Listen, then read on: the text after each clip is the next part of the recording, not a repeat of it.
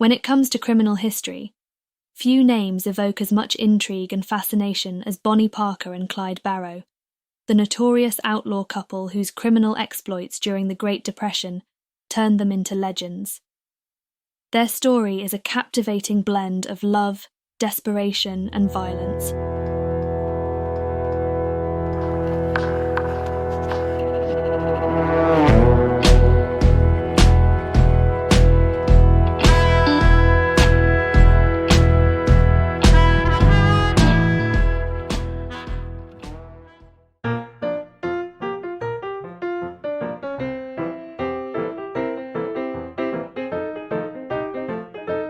The meeting between Bonnie and Clyde was a fateful encounter that set the stage for one of the most infamous criminal partnerships in American history. Their paths crossed in Dallas, Texas, in January 1930, but the circumstances leading up to their meeting reveal the intriguing convergence of two troubled lives.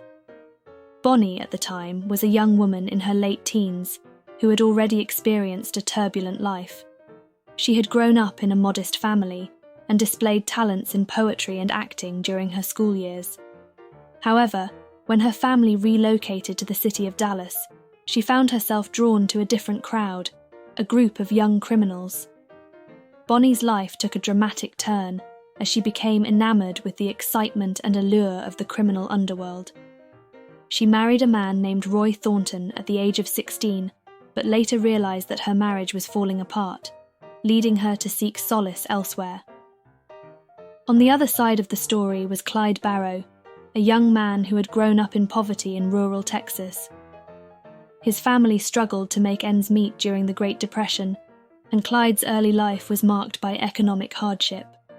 This challenging environment, combined with his natural rebellious streak, pushed him towards a life of crime at a young age. He committed his first robbery at the age of 17, and his criminal activities escalated from there. Clyde, having spent time in prison, emerged with a determination never to return to a life behind bars.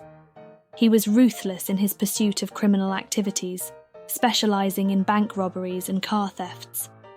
Clyde's criminal reputation was growing, but he was also gathering a list of enemies within law enforcement. It was in this milieu of desperation, crime, and societal upheaval that Bonnie and Clyde's paths collided.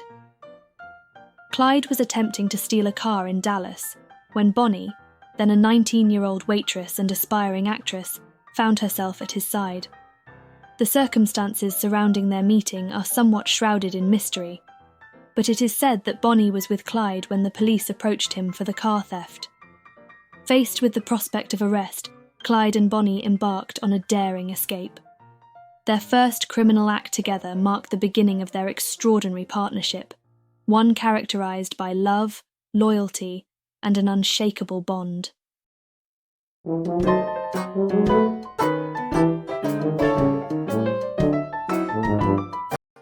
Bonnie and Clyde's love story would become intertwined with their criminal pursuits, making them one of the most infamous couples in American history. From that moment on, they would be inseparable, sharing not only a life of crime, but also an unbreakable connection that would endure until their violent end in 1934.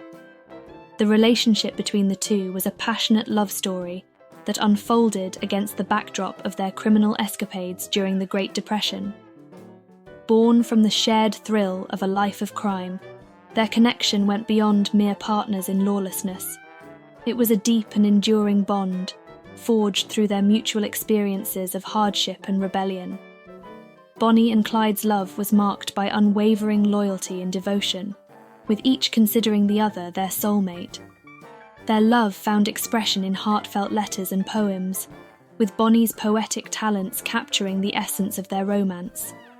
These written tokens of affection, along with their shared challenges, solidified their partnership in crime. Throughout their life on the run, they faced the constant danger of law enforcement and relied on each other for support and survival. Their protective instincts were evident as they fought fiercely to shield one another from harm during confrontations with the authorities.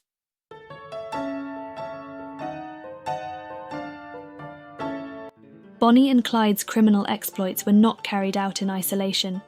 They led a gang of fellow outlaws who played pivotal roles in their criminal activities.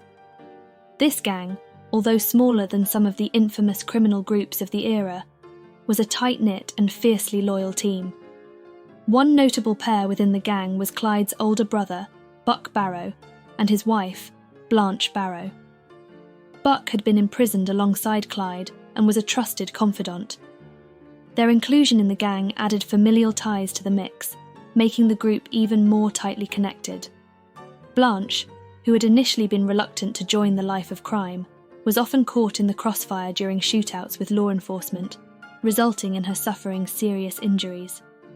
W.D. Jones, also known as Dub, was a teenager when he joined Bonnie and Clyde's gang.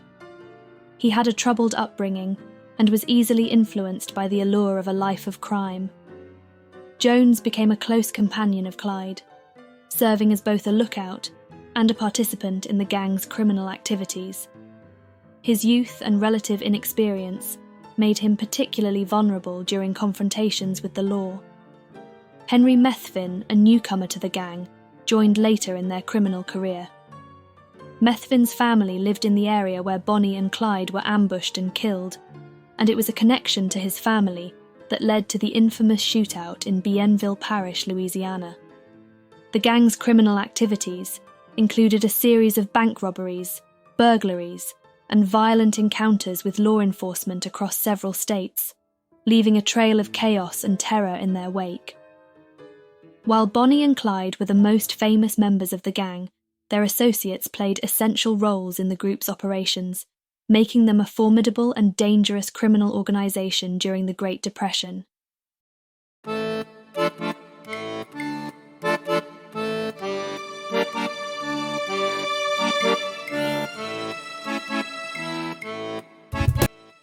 The loyalty and camaraderie among these outlaws were evident as they stood by each other through the perilous journey of a life on the run, driven by desperation and a shared commitment to their criminal pursuits. Bonnie and Clyde's criminal spree was marked by a series of daring and violent crimes that captured the nation's attention. Bonnie and Clyde were infamous for their daring bank heists across multiple states, which often involved storming banks with firearms, taking hostages, and making quick getaways.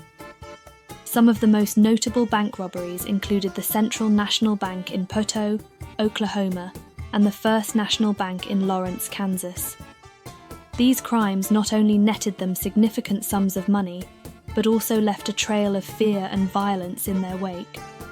In addition to bank robberies, the duo engaged in numerous burglaries and safe crackings. They targeted businesses and stores, stealing cash and valuables.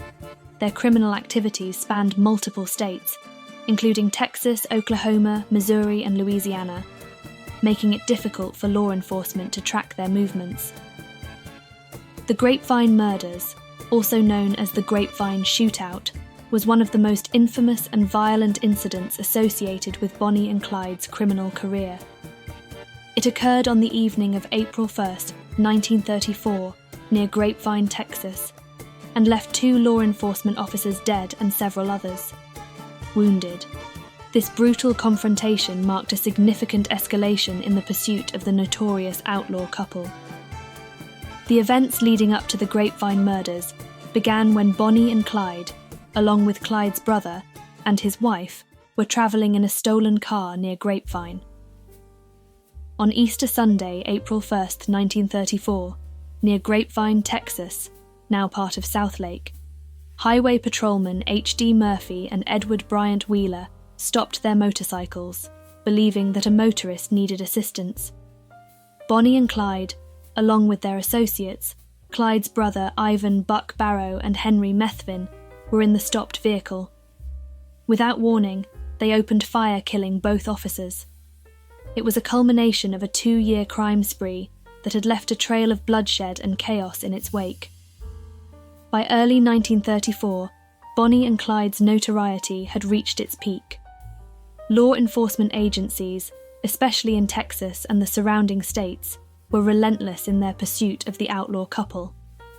The Texas Department of Public Safety, led by the seasoned lawman Frank Hamer, had been assigned the task of capturing the fugitives. Hamer, a former Texas Ranger, was determined to bring Bonnie and Clyde to justice. The end came on May 23, 1934, in Bienville Parish, Louisiana. Hamer had received a tip from a local citizen about Bonnie and Clyde's whereabouts. The couple was known to frequently visit family members in the area, which made them vulnerable to informants.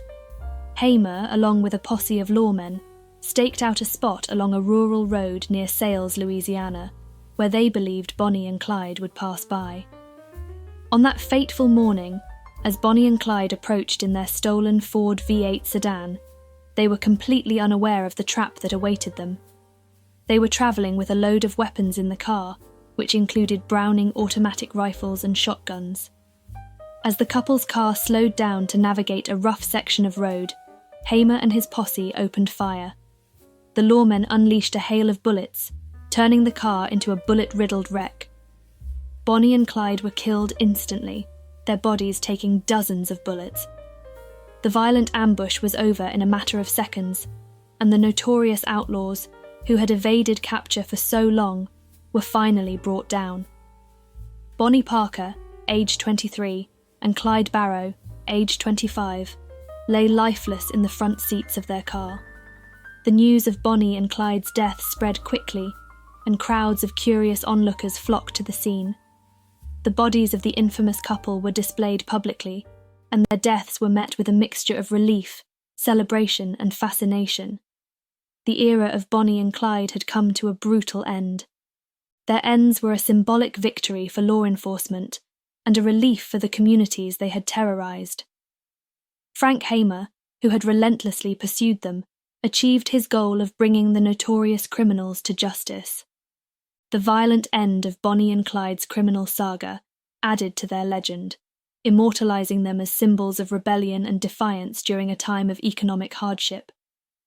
Their story continues to be a compelling chapter in American criminal history, reminding us of the enduring fascination with outlaws and the high cost of a life lived on the wrong side of the law.